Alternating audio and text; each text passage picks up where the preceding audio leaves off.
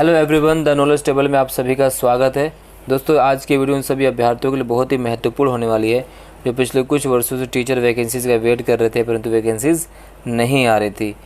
तो दोस्तों, DSSB ने एक नहीं बल्कि 2 नोटिफिकेशन जारी करके, और इस नोटिफिकेशन में उसने कम से कम 12,000 से अधिक जो पोस्ट हैं दोस्तों, उनकी रिक्तियाँ निकाली हैं, जिसमें PRT, TGT, LDC क्लर्क, पटवारी और नर्सरी टीचर की वैकेंसीज़ हैं। तो इस वीडियो में दोस्तों हम जानेंगे कि कुल कितने वैकेंसीज़ कितने टीचर को अलॉट की गई है, कुल कितने पोस्ट हैं, फॉर्म की तारीख क्या है, राइट, फ़ीस कितनी है, सिलेबस क्या है और एज क्राइटेरिया क्या है दोस्तों। तो वीडियो को एंड तक देखें। वीडियो अच्छी लगे तो लाइक करें। यदि आप हमारे चैनल पर नए हैं तो चैनल को ज़रूर सब्सक्राइब कर लें, बेल आइकन को दबाना ना भूलें। तो चलिए बात करते हैं DSSB के बारे में। क्या है DSSB? तो दोस्तों, DSSB यानी Delhi subordinate service selection board. ये एक प्रकार का एक सिलेक्शन बोर्ड है दोस्तों, जैसे अन्य राज्यों का अपना बोर्ड होता है। तो ये राजधानी क्षेत्र के दिल्ली सरकार के विभागों के तहत विभिन्न पदों के लिए भर्ती परीक्षा का आयोजन करता है, DSSB, राइट। अब बात कर लेते हैं कि कुल वैकेंसीज़ कितनी है। जो 3 जून को नोटिफिकेशन आया दोस्तों, अगर हम 3 जून की नोटिफिकेशन की बात करें तो 3 जून के नोटिफिकेशन में जो पोस्ट निकाली गई वो किसकी है?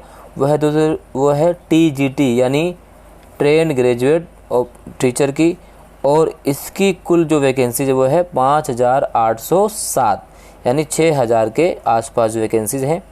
अब बात कर लेते हैं इस वैकेंसी के इम्पोर्टेंट डेट्स के बारे में।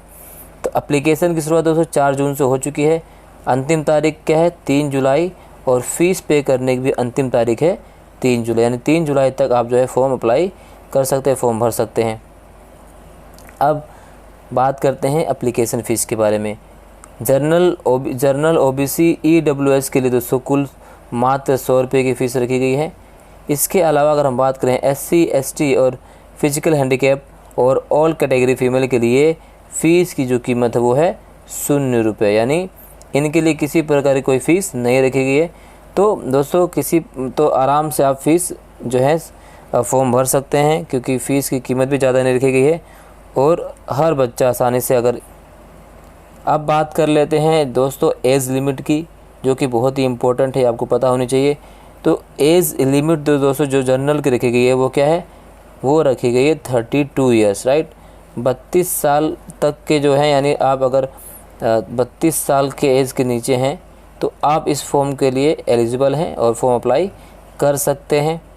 इसके साथ अगर हम बात करें दोस्तों, अगर आप जनरल कैटेगरी से आते हैं और आप किसी को जो सरकारी स्कूल में टीचर हैं, एडहॉक टीचर लगे हैं, तो आपके एज में 5 साल का और रिलैक्सेशन कर दिया गया, यानी आप 32 से 32, 33, 34, 35 जितने भी साल के आप ये फॉर्म भर सकते हैं, यदि आप किसी स्कूल में शिक्षक के रूप में कार्यरत हैं, एडहॉक टीचर के रूप में कार्यरत है। तो अब बात कर लेते हैं कि SC ST और OBC को कुल कितनी छूट दी गई है। तो दोस्तों SC और ST के लिए जो छूट दी गई वो 5 साल यानी 32 + 5 ईयर्स, OBC के लिए 3 साल यानी 32 प्लस में 3 ईयर्स। अगर हम PWD की बात करें तो उसको 10 साल के लिए छूट दी गई, यानी 32 + 10 ईयर्स। इसके अलावा अगर हम बात करें दोस्तों कि कोई अगर PWD और प्लस में वो OBC है तो उसे दोस्तों जो छूट की सीमा बढ़ाकर कितनी कर दी गई है? 13 साल।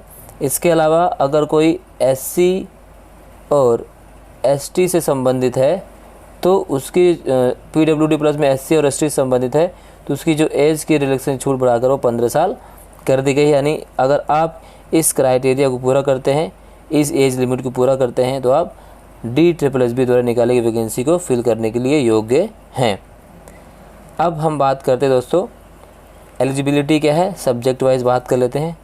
तो दोस्तों इस फॉर्म को अप्लाई करने के लिए, इस पद की योग्यता के लिए हमें बैचलर डिग्री होना चाहिए हमारे पास, यानी अगर आप अप्लाई कर रहे हैं तो आप किसी भी सब्जेक्ट से बैचलर होने चाहिए। यानी मान लेते हैं अगर आप हिंदी टीचर के लिए अप्लाई कर रहे हैं तो आप हिंदी आपके जो है सिलेबस में होनी चाहिए 2 सालों के लिए, राइट। यानी हिंदी एज ए सब्जेक्ट आपके सिलेबस में 2 साल तक रहनी चाहिए, तभी आप उस पद के लिए अप्लाई कर सकते हैं।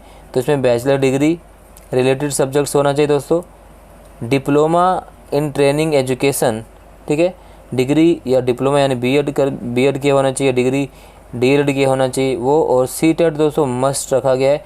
यदि आप सीटेट क्वालिफाई नहीं हैं तो आप इस पद के लिए योग्य नहीं माने जाएंगे, राइट। चलिए अब बात कर लेते हैं सब्जेक्ट वाइज वैकेंसी की, जो 3 जून को भर्ती निकाली गई है। तो टीजीटी बंगाली दोस्तों एक ही वैकेंसी है, फीमेल की अनरिजर्व कैटेगरी का, इसमें कोई वैकेंसी जो है वो रिजर्व नहीं है। अगर टीजीटी इंग्लिश की बात करें दोस्तों, टीजीटी इंग्लिश मेल की बात करें तो 1029 यानी 1029 मेल की है, और 961 यानी 961 जो है वो फीमेल की वैकेंसी आई है। टीजीटी उर्दू की बात करें तो टीजीटी उर्दू में मेल की जो वैकेंसी है वो 346 और फीमेल दोस्तों 571। टीजीटी संस्कृत की बात करें तो मेल 866 दोस्तों, और फीमेल जो है 1159 वैकेंसी हैं। टीजीटी पंजाबी की बात करें तो 382 मेल हैं और 492 जो वैकेंसी है फीमेल के लिए रखी गई है। तो आप दोस्तों अगर इनमें बनाए गए क्राइटेरिया को फॉलो करते हैं या पूरा करते हैं तो आप इन पोस्ट के लिए क्या है एलिजिबल माने जा सकते गए हैं।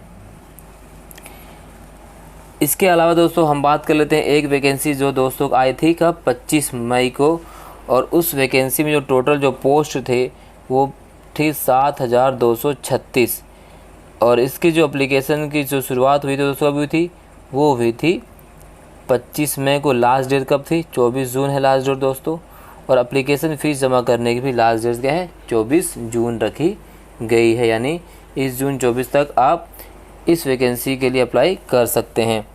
अगर हम बात करें तो दोस्तों कुल कितनी पोस्ट रखी गई थी यहाँ पर, तो देखें तो सबसे पहले अगर हम दोस्तों बात करें पीआरटी टीचर की, तो पीआरटी टीचर जो नोटिफिकेशन 25 मई को आया था उसके अनुसार पीआरटी जो है पीआरटी इसमें आप DOE है ना और NDMC, तो पीआरटी जो है 2 स्कूलों में होगा। DOE मतलब डायरेक्टरेट ऑफ एजुकेशन, NDMC यानी जो है न्यू दिल्ली म्यूनसिपल कॉरपोरेशन, यानी ये दोनों सरकारी स्कूल हैं दोस्तों। यहाँ पर आप पीआरटी वैकेंसी के तहत आप नौकरी प्राप्त कर सकते हैं। तो पीआरटी में कुल कितनी जो वैकेंसी दोस्तों वो है 554, राइट, 554 वैकेंसी है। और NDMC की अगर हम बात करें NDMC की तो इसमें जो है 74 वैकेंसीज़ हैं। अब बात कर लेते हैं दोस्तों एज के बारे में, एज कितना होना चाहिए। तो दोस्तों अगर टीजीटी है तो वही एज बिल्कुल 32 और वही सारे मापदंड इसमें भी लागू होंगे, जो मापदंड जो वैकेंसीज 3 जून गए तो उसमें लागू हुए हैं।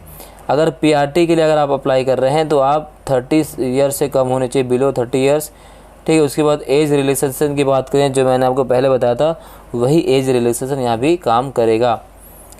देन अगर हम बात करें जूनियर स्ट्रक्चरल असिस्टेंट की बात करें, LDC की बात करें तो 18 से 27 साल, और पटवारी की बात करें तो 21 से 27 साल की जो उम्र सीमा इसमें रखी गई है।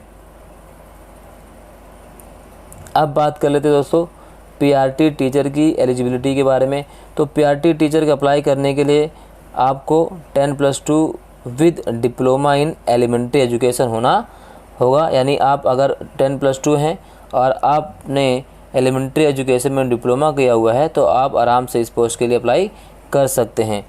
इसके साथ साथ यदि आप बैचलर डिग्री होल्डर हैं with diploma in elementary education तो भी आप क्या कर सकते हैं, इस पद के लिए अप्लाई कर सकते हैं। लेकिन दोस्तों सीटेट मस्ट होना चाहिए। यहाँ पर भी आपको बताते चलो कि सीटेट आपके लिए ज़रूरी है। यदि आप सीटेट नहीं हैं तो आप इस पद के लिए योग्य नहीं हैं।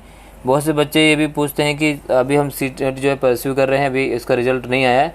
तो दोस्तों फॉर्म की आखिरी तारीख से पहले अगर आपका सीटेट का रिज़ल्ट आ जाता है तब आप इस पद के लिए योग्य माने जाएंगे, अन्यथा नहीं माने जाएंगे, ठीक है। चलिए अब बात कर लेते हैं असिस्टेंट टीचर की नर्सरी में जो है 74 वैकेंसी है। इसमें दोस्तों क्या है, इसमें 10+2 विद NTT ट्रेनिंग होनी चाहिए, जो इसके लिए ट्रेनिंग होती है, और बीएड है ना एग्ज़ाम पास होने चाहिए।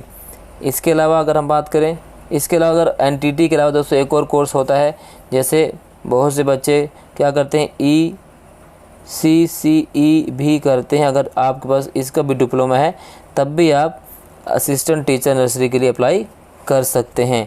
LDC के लिए एज़ यूजुअल दोस्तों 10th और डिग्री होनी चाहिए, और इंग्लिश टाइपिंग और हिंदी टाइपिंग होनी चाहिए, जिसकी भी 35 होनी चाहिए। हेड क्लर्क की बात करें तो bachelor degree in any stream. Patwari की बात करें तो bachelor degree in any stream in any recognise university से आपने बैचलर डिग्री कर रखी हो इस पद के अप्लाई करने, इस पद को भरने के लिए। अब एक बस सिलेबस के